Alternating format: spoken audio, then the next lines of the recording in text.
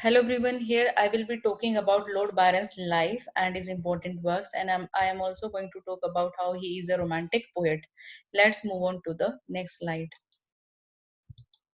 So these are the important details about his life. George Gordon Lord Byron was born in 1788 and he died in 1824. So when he died, he was just 36 years of age. He is known as a great romantic poet. He belongs to the second generation of romantic poets along with P.B. Shelley and John Keats. He was born in London as a son of an extravagant father, Captain John, and his second wife, Catherine Gordon of Guide.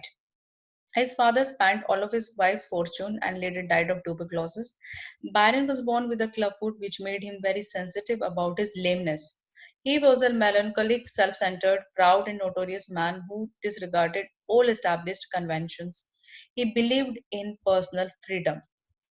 So Byron's relation with his mother, obviously with his parents, was not so good, and they often indulged in quarrels with each other. He got education at Harrow and Trinity College, Cambridge.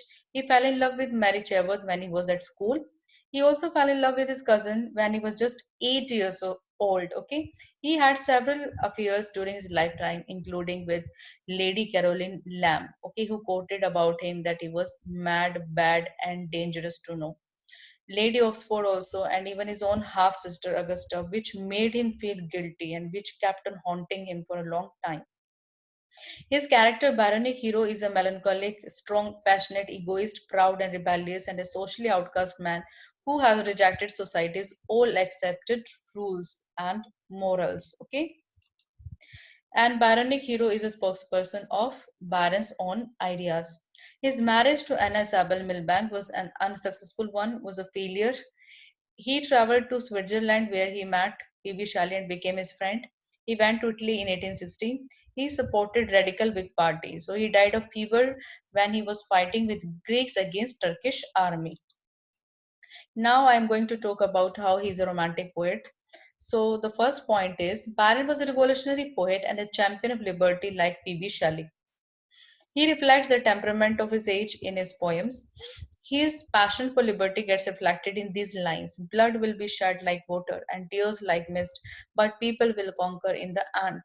He was against all oppressive institutions like Blake and P.B. Shelley, but unlike Shelley, did not believe in any idealism. He rejected the moral code of conduct preached by the society and believed that human beings should enjoy the natural pleasures, and he was against all the taboos which were imposed upon people.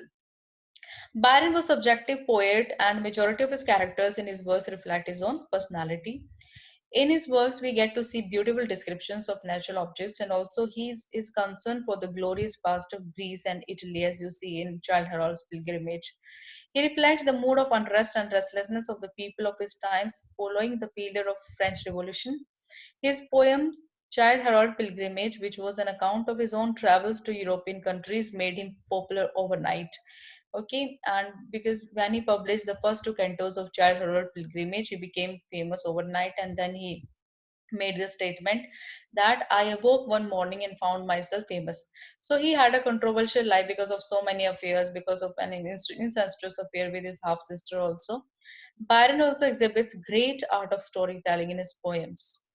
Next point is Byron's approach towards nature was in contrast with his contemporaries like Wordsworth. So, unlike Wordsworth, he did not see any healing effect of nature. He loves nature for its own sake, and he was contented by by appreciating the outward beauty of nature. Okay, so Byron loved the violent and wild aspects of nature, as you see in Canto 4 of Childe Harold's Pilgrimage. He was an admirer of Alexander Pope and he imitated him in so many of his works. In his works, also he infused classicism and romanticism as in Hours of Idleness. So this is the list of his important works. So first is Hours of Idleness, which got published in 1807. Though this was his first volume of poetry in imitation of classical Roman poets. So next is the English Bards and Scotch Reviewers.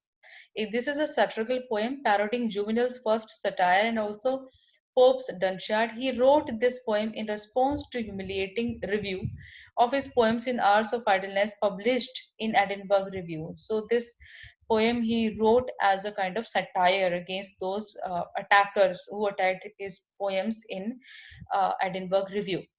He appreciated neoclassical poets and attacked Wordsworth, Coleridge, and Francis Jeffrey. This poem was written in heroic couplet, so he imitated classical models in this particular work. Next is the Gur. The title of this poem is Infightal, based upon Turkish custom of throwing women found guilty of adultery into sea. So Lila is the main character here. So subtitle is Fragment of Turkish Tale.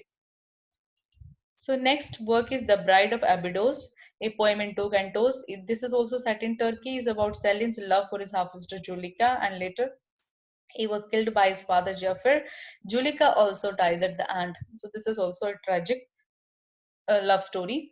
Next is The Corsair, a poem dedicated to Thomas More. It's about a character Conrad and his attack on Pasha Sayed.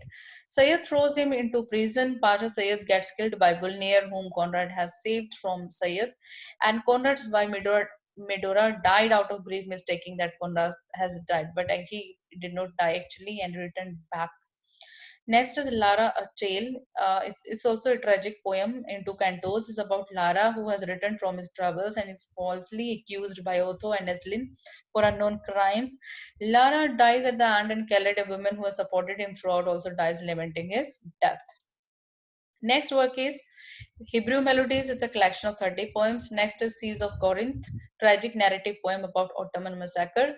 Next is Parisina. It's also a tragic poem based upon a story taken from miscellaneous works by Edward Gibbon. It is about Parisina's lover Hugo's execution by Ezo. This is also a tragic love story. Next is The Prisoner of Chillon. It's a narrative poem. Next is The Dream. It's also a poem. Manfred is a dramatic poem. It's a closet drama. What do you understand by the term closet drama? Closet drama written for the purpose of reading only, not for the purpose of performing on the stage. So it's a gothic work and gothic fiction written during a competition with P.B. Shelley and Mary Shelley. When Mary Shelley wrote Frankenstein, okay, in Switzerland at the same time, Byron wrote Manfred. So as a kind of competition with them.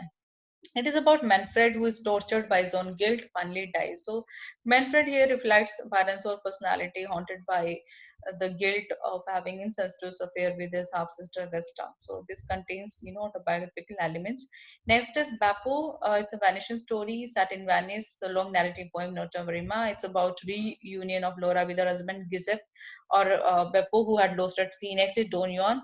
It's epic satire, 16 cantos, unfinished 17 canto, because Barent died before completing this work, so it remained unfinished. The poem was criticized being immoral because it is about a protagonist who is a womanizer. And in Canto 3, Byron criticizes Wordsworth for Regent Southey. So next work is Cain. This is also a closet drama based on the story of Cain and Abel taken from Bible. Cain is here obsessed with death and kills Abel and gets banished. Next is The Vision of Judgment. It's also a satirical poem parodying Southey's Vision of Judgment, in which he had written praising King George III. So this is the list of all of his works. So now I'm done. Thanks.